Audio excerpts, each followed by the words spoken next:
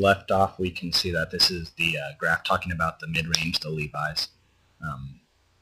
And you'll notice that there is a female trend across all three of the graphs that I will be showing you, and it's that the females weren't really affected by whether they're stimuli or not.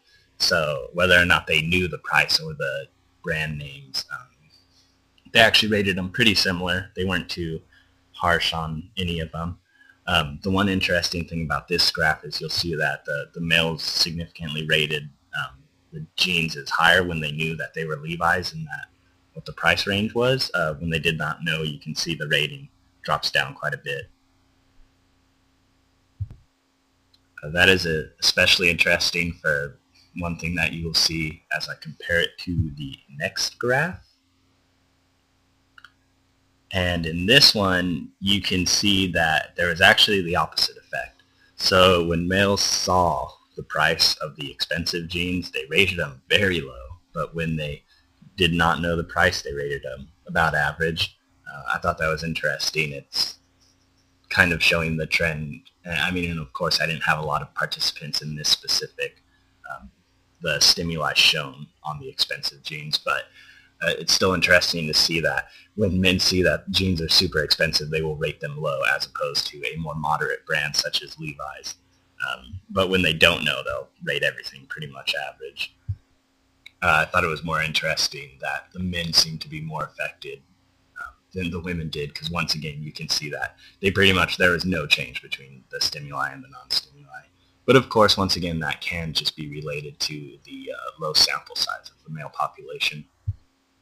So that's pretty much all of my most significant results. We can look up here at some of the significance ratings while I talk you guys out.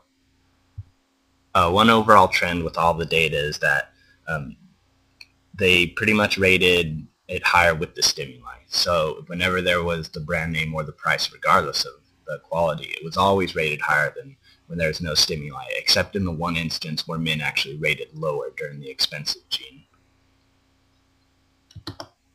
I'm not actually sure how it ended up like that, because it was consistent across the female population, which did have a good number of participants.